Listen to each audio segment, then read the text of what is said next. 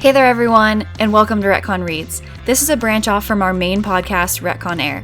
Today I'm going to spend some time breaking down a novel that I've read recently, along with offering some of my personal, often selfish, opinions on what I'd like to change in the work, who I think would enjoy the work, and an overall honest review. Before we get into the meat and potatoes, I wanted to just throw this out into the universe. As with our Retcon Air podcast episodes, this is not meant to be a beatdown. I'm covering a piece of writing that I literally spent hours reading and thinking about because I loved it or it drew me in. I'm not an author yet, but I hope to be one day. I'm actually writing a novel right now. So please know that I would never try to diss on something that I know from personal experience someone has spent so much time and energy working on. I touched on this in the first episode where I talked about Dune. That actually hasn't released yet when I'm recording this, so I'm nervous to see how everyone reacts to it. I hope everyone reacts well, and I hope you're excited about this because I'm excited about this. But we really do appreciate any and all feedback on our main podcast. That being said, I'd really love to have some good book discussions with all of our book readers out there who might be listening. Please drop a line and we can talk about whatever awesome books you may be enjoying. And I definitely love to hear some book recommendations because I have a pile. I always have a pile, but I'm always looking to make that pile of books that I need to read bigger. So if all of that sounds good to you, please keep listening as I break down the novel Horns, written by Joe Hill and published in 2010 with a movie adaptation releasing in 2014. So to kick this off, I'm going to read the summary from the novel, and this time it's exciting because I actually have the book, so I can actually do this the way that I wanted to. So I'm going to read straight from the back of this paperback version of the book. Once, Ig lived the life of the blessed. Born into privilege, the second son of a renowned musician, the younger brother of a rising late-night TV star. Ig had security and wealth and a place in his community. Ig had it all, and more. He had the love of Maren Williams, a love founded on shared daydreams, mutual daring, and unlikely midsummer magic. Then, beautiful, vivacious Maren was gone, raped and murdered under inexplicable circumstances, and Ig the only suspect. He was never tried for the crime, but in the court of public opinion he was and always would be guilty. Now Ig is possessed of horns and a terrible new power. He can hear people's deepest, darkest secrets to go with his terrible new look. He means to use it to find whoever killed Maren and destroyed his life. Being good and praying for the best got him nowhere. It's time for a little revenge. It's time the devil had his due. I'm a total sucker for a love story, and this summary drew me in based solely on the fact that this Ig was so in love with his Maren that he would do what he had to get to the bottom of the murder. Not that I agree with what he did. I want to throw that out there right now. Do not agree with what he did, but I can definitely understand why he did it. After reading the novel, I do also have to say that the summary is an accurate depiction of what happens in this story. It gives you enough background to understand what you're getting into, but it leaves out the good parts that will really draw you into the deep, dark story.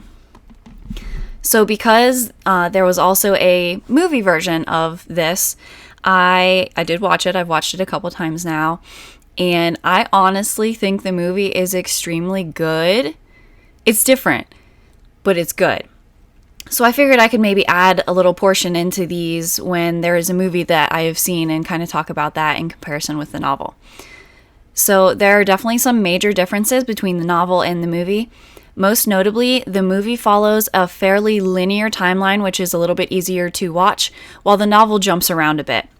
There are also some character and background differences that I'm sure you'll notice if you read and then watch. In the movie, the treehouse is an actual physical location that anyone can get to, but in the book, it's more of a treehouse of the mind. The ending of the movie and the novel differ slightly as well, but I don't want to spoil anything, so I'm not even going to get into that at all. I'll let you guys read and watch and let me know what you think. For my retcon points on this story, I really only have one really lame retcon for this, guys. Honestly, the only thing that bothered me about the book was the way Ig's horns made people admit their deepest, darkest secrets to him. reading it and then watching it in the movie, it honestly made my stomach turn every single time. I mean, I've watched the movie multiple times. I've read through the book twice now. It makes me so sick to my stomach. I know it sounds so stupid because there are parts in this novel that should upset me way more than this. But unfortunately, I'm the type of person who annoyingly always tries to see the good in people and situations and everything. And it completely threw me off to read about all the, quote, normal people and their awful secrets. It makes me sick to think about what people are hiding from one another, especially now that I have a kid. I mean, having a child just changes the way you think about everything. So yeah, definitely that made me sick to my stomach. That's a very personal thing. I'm sure there are people who would have issues with other parts of the book, but that's what I didn't like. As far as recommendations go, unlike Dune, which had some adult moments but was overall what I would consider relatively light, this novel has quite a few seriously dark moments. I definitely not recommend this to anyone who isn't an adult and who isn't prepared for an extremely dark and gruesome novel. I mean, there are some gruesome scenes in this. I don't want to get into this too much, but I feel I would also be doing any of my listeners or watchers a disservice if I didn't mention that this novel does obviously touch on religion, the devil, demons. So I think you need to be prepared for that if you're going to read it. Obviously, I read it, I watched it. I don't have an issue with reading about those types of things, but just know that it's in there. All of that being said, I highly recommend this novel to the type of person who wants to get engrossed in a dark and moving story. If you can handle demons, murder, scheming, I really think you'll enjoy this novel. My overall review of the novel is just that I truly enjoyed it. As I mentioned earlier, I'm a complete sucker for love, so the story of Ig just totally gripped me. I thought it was such an interesting plot, and it was a lot darker than I expected. Although, judging from the title and the appearance of the cover, I probably should have known, right? I'd read this again. I've read it twice. I would definitely read it again. I think I will. And I'll definitely watch it again, even though the movie does branch from the novel. I also wanted to add, there's a little section that I've added to this one and the one I'm going to record next. Just a little tidbit of information that you may not know, because I'm a nerd and I like to dig into things and talk about interesting facts. Such a nerd. So something that I learned after reading the novel and speaking to one of my former coworkers was that Joe Hill is actually a pen name. His name is Joseph King, and he is the son of Stephen King. Knowing that, the plot and overall mood of the story makes so much more sense to me. Although, I'm sorry, Joe, if you didn't want it out there, but it's on Wikipedia, so I think everybody knows. Yeah, I think if Stephen King was my father, I would probably write deep, dark stories too. So, yeah, that's just the exciting little tidbit that I learned after I read it. And with that, that's everything I wanted to talk about Horns by Joe Hill. Joe King.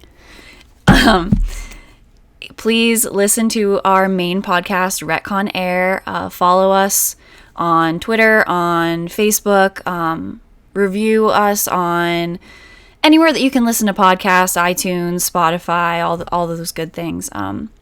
Please check us out. Recommend us to your friends.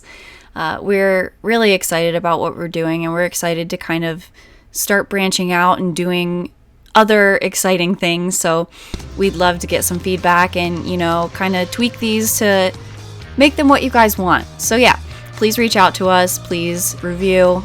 Please listen. Please share. All the good stuff. And I'll see you again for the next episode. Bye.